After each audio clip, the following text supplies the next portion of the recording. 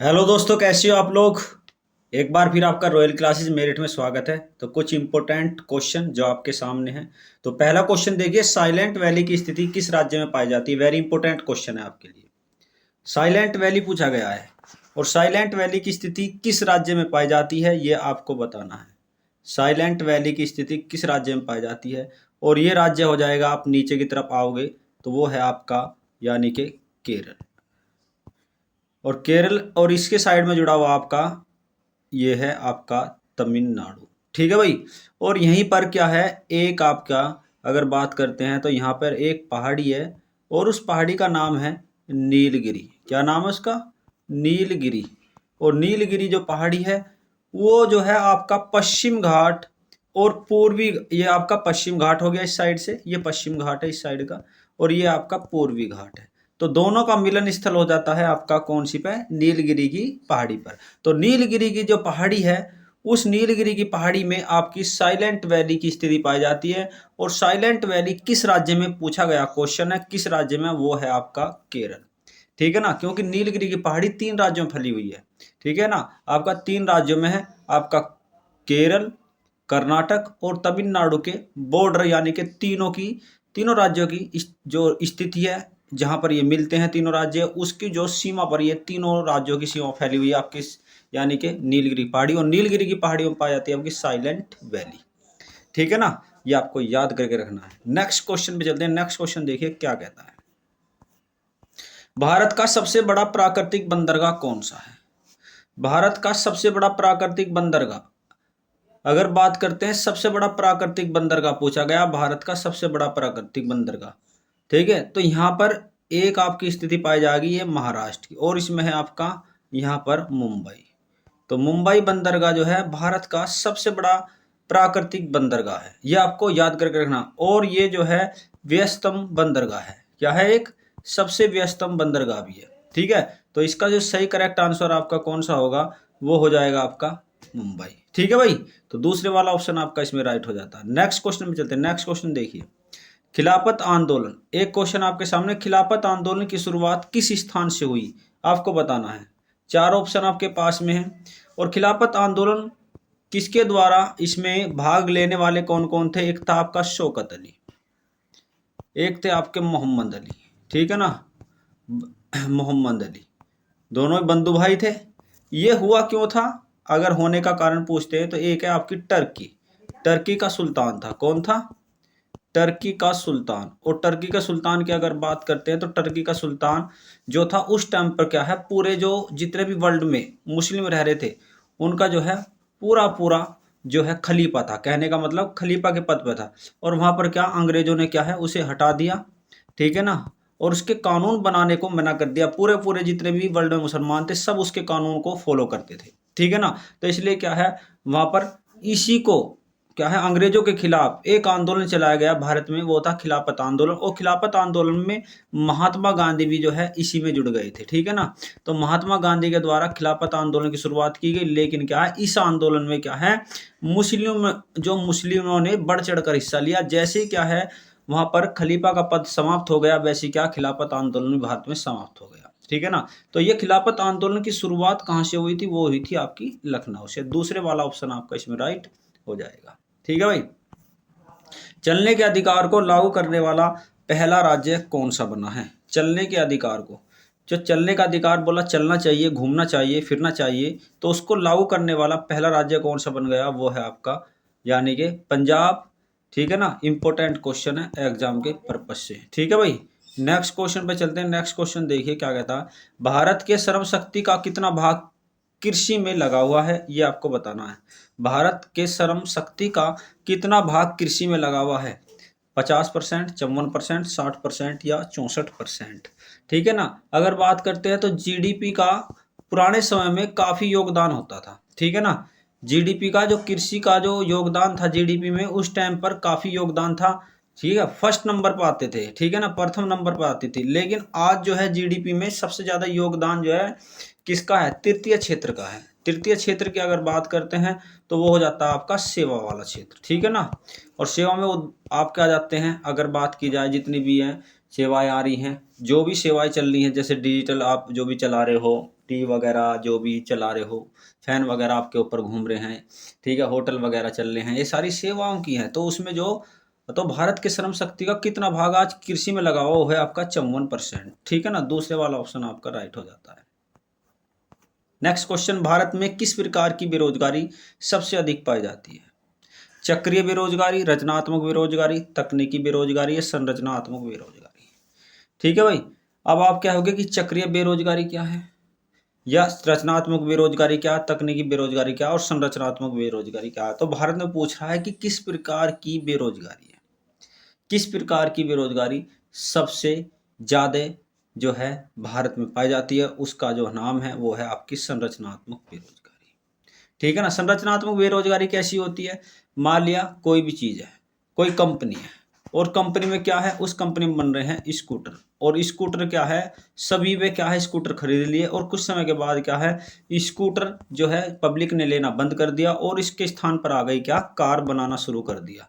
तो वे जो स्कूटर वाले जो मैकेनिक थे वे अब कहाँ जाएं, उनके लिए तो क्या है बेरोजगारी की शुरुआत हो गई। ऐसी क्या है धीरे धीरे क्या हुआ, अब भारत में क्या हुआ, डिजिटल भारत की शुरुआत हो रही है। इस टाइम पे क्या हो रही है, डिजिटल भारत। और डिजिटल भारत की अगर बात करते हैं तो धीरे धीरे क्या है डीटीएच को अब जो है इतना इंपॉर्टेंस नहीं दिया जा रहा। अब क्या है सीधा जो वाईफाई से जो है आप यानी कि एलईडी को क्या कनेक्ट कर सकते हैं। तो धीरे धीरे क्या है अब डीटीएच समाप्त हो जाएगा, और क्या है सीधा वाईफाई वहाँ पर। और जितने भी डीटीएच के जो भी हैं, जो भी ठेकेदार थे जो ठेका लेते हैं, उनको बेरोजगारी का सामना करना पड़ेगा। तो ये है आपकी संरचनात्मक एक बेरोजगारी है, ठीक है ना। तो ये आपका फोर्थ वाला जो है शुरू हो जाए, ठीक है भाई। नेक्स्ट, वीर भवानी मेले का आयोजन कहाँ किया गया, कौन से राज्य में? वीर खीर भवानी कौन सा है, एक आपकी खीर भवानी, वीर नहीं, खीर भवानी मेले का आयोजन कहाँ किया गया है, ये आपको बता रहा, जम्मू कश्मीर में, पंजाब, हरियाणा, गुजरात।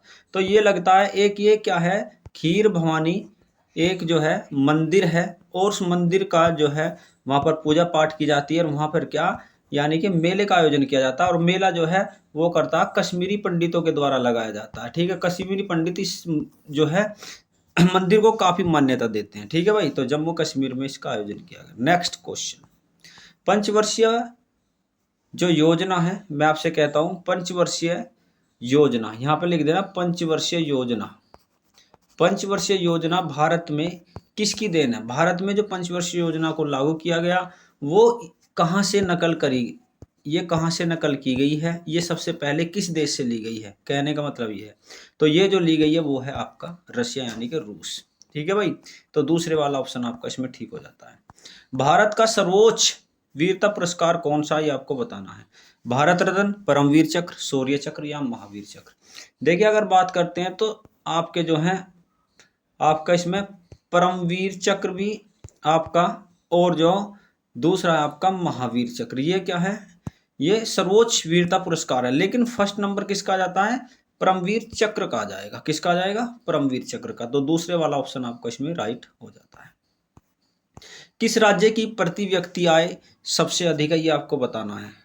गोवा, गुजरात या केरल? देखिए गुजरात आपका इसमें 2 बार लिखा गया है, और यहाँ पर कर लीजिए आप यानी कि केरल, ठीक है ना। प्रति व्यक्ति आय पूछा गया है, तो प्रति व्यक्ति आय बताइए, गोवा, गुजरात, केरल भी आपका, केरल की जगह इसे केरल को भी आप इसमें से समाप्त कर दीजिए, केरल को भी समाप्त कीजिए, केरल भी है इसमें, गुजरात 2 बार आ गया, और इसके स्थान पर ले लीजिए आप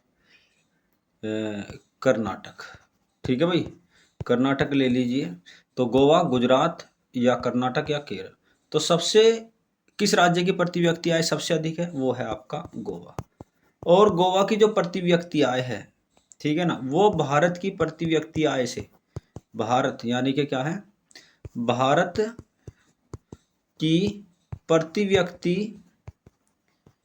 व्यक्ति आय से 3 गुना है। कितनी है, 3 गुना है। ये आपको याद करके रखना, ठीक है भाई, ये आपको याद करके रखना है, ठीक।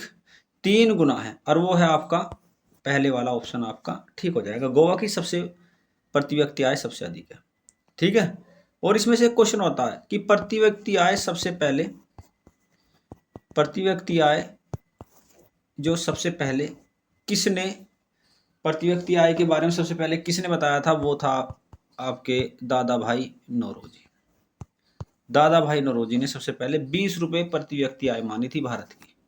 और अब क्या है, देखिए प्रति व्यक्ति आय बढ़ती रहती है और घटती रहती है, ठीक है ना, हर साल। तो अगर बात करते हैं तो अब जो मानते हैं कि 98,000 समथिंग है प्रति व्यक्ति आय की, ठीक है ना। और उससे पहले जो है 1,72,000 थी, मैं ये कह रहा हूँ। तो ये घटती बढ़ती रहती है, ठीक है। नेक्स्ट क्वेश्चन पे चलते हैं। जीत घड़ी पर्व किस देश में मनाया जाता है? नेपाल, म्यांमार, भूटान या भारत? जीत घड़ी पर्व क्यों मनाया जाता है? ये मनाया जाता है किसके द्वारा? कहने का मतलब है नेपाल के द्वारा। क्यों मनाया जाता है भाई नेपाल के द्वारा?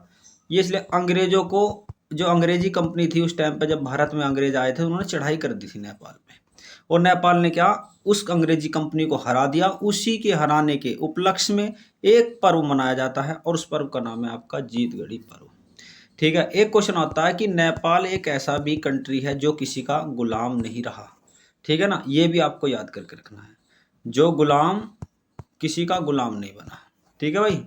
ये नेक्स्ट, चलिए नेक्स्ट क्वेश्चन चलिए। ड्रेन का सिद्धांत किसके द्वारा प्रतिपादित किया गया था? ड्रेन का सिद्धांत, ड्रेन का मतलब है कि क्या है, धन की निकासी। जो धन की निकासी हो रही है भारत में, ये सबसे पहले किसने बताया था कि भारत से धन जो है बाहर जा रहा है, और बाहर ले जाने वाले कौन है? वे हैं अंग्रेज। तो कह रहे हैं कि अंग्रेज को सबसे पहले किसने समझा था कि अंग्रेज भारत से धन लौट कर क्या है ले जा रहे हैं, और वो कहाँ पे ले जा रहे हैं? वो ले जा रहे हैं लंदन में, ठीक है ना। तो कंपनी में जितने भी जो कंपनी थी अंग्रेजी, वो सारे का सारा धन कहाँ ले जा रही थी? भारत से निकाल करके, और वो लंदन में ले जा रही थी, ठीक है ना। तो इसलिए क्या दादा भाई नौरोजी ने कहा था, जो हमारा गंगा का जो तट है, गंगा के तट पर जो बारिश होती है, और वो जो है टेम्स नदी के किनारे पर, इस साइड में यहाँ पे ब्रिटेन हो जाएगा, वो टेम्स, गंगा के जो बादल उठते हैं वो बारिश कहाँ करते हैं? वो टेम्स नदी के किनारे। टेम्स नदी कहाँ है? लंदन में। लंदन बसा हुआ टेम्स नदी के किनारे, तो वो बरसते कहाँ हैं? लंदन में। कहने का मतलब कि भारत का धन जो धीरे धीरे लंदन में जो है जा रहा, जिसे ड्रेन का सिद्धांत कहा गया, ठीक है भाई। अब ये अगर आपको वीडियो अच्छी लगी तो आप इसे लाइक, शेयर और सब्सक्राइब जरूर करना। फिर एक अच्छी वीडियो के साथ मिलेंगे। Okay, bye bye.